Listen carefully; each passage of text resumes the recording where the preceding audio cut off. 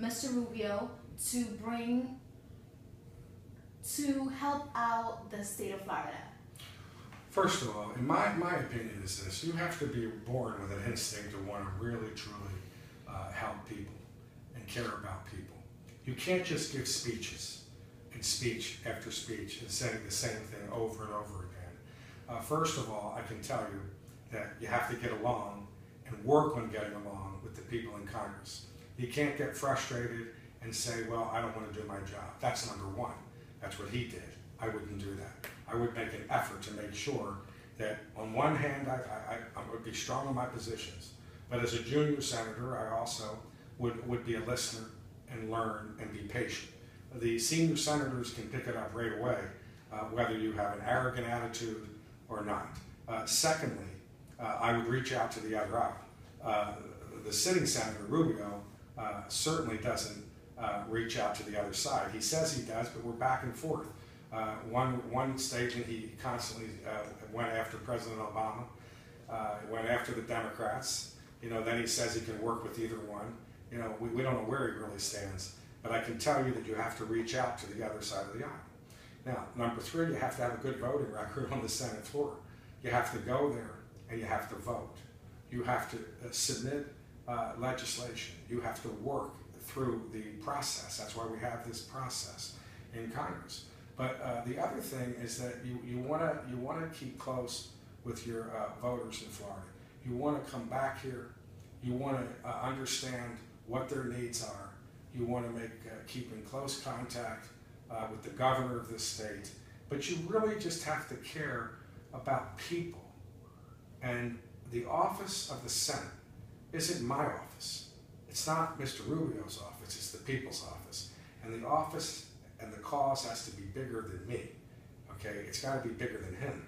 So I think that's the big difference between the two of us, is that I would absolutely be fighting every single day for every single people from Florida and care about their issues and be on that Senate floor voting all of the time, 100% of the time, and making sure that the people of this state are taken care of. Now, up to this point, I understand you're a businessman. So up to this point, what have you done, and how do you think that will help you in the Senate if you were to become a senator? Well, if we go back, I'm not a politician, and I don't want to. Statements have been made that, well, all the politicians are bad and we need people from the outside. That's not true.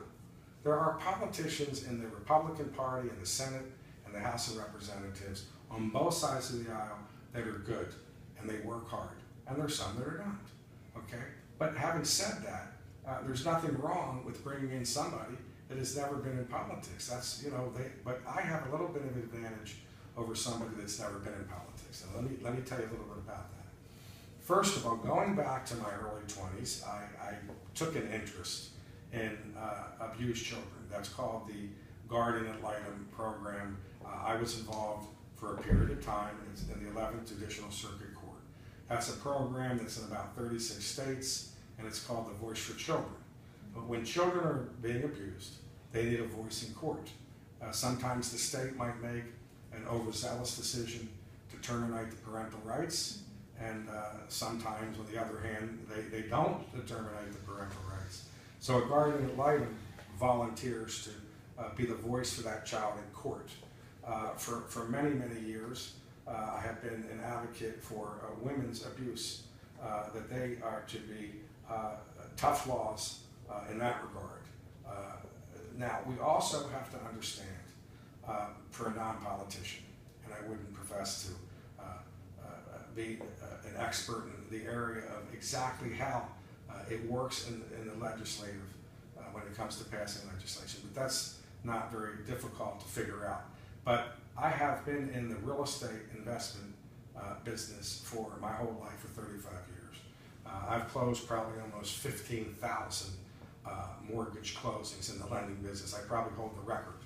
I understand what it is to create jobs. I understand the red tape, specifically what needs to be done to be able to allow banks and mortgage companies to make loans to people. Let me be more specific on that, because my opponent, Mr. Rubio, has numerous times spoke about the Dodd-Frank Act.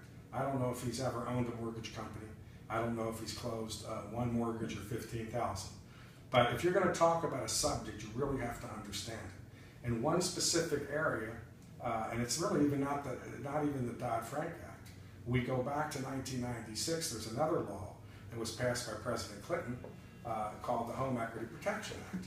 And if a person today is in foreclosure with the bank and they don't reach a certain level of income, they're going to lose their house. The private sector cannot make a loan to somebody that has a home. And now it's even been expanded, even if it's investment property, up to 4 units. They have to show a certain ability to pay back. Now, there's a lot more to the Frank-Dodd Act. There's a lot more to why we have this red tape with the banks and the mortgage companies.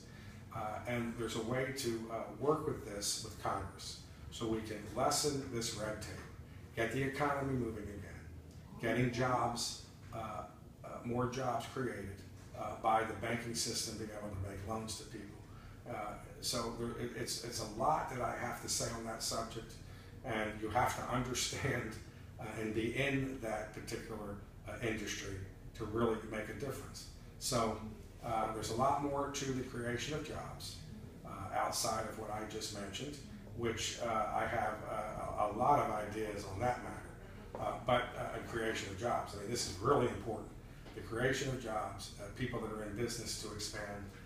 These small businesses is what made America, and they should be able to expand. But there's a lot that we can do to create jobs, and I could go on for 2 hours, okay? But it's a priority to make sure that people can get a job, especially people coming out of college.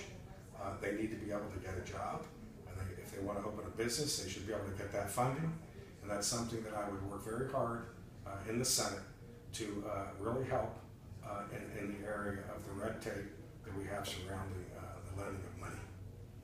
Well, thank you so much for everything. My pleasure. Looking forward to more It's my interviews with pleasure. you. Thank you.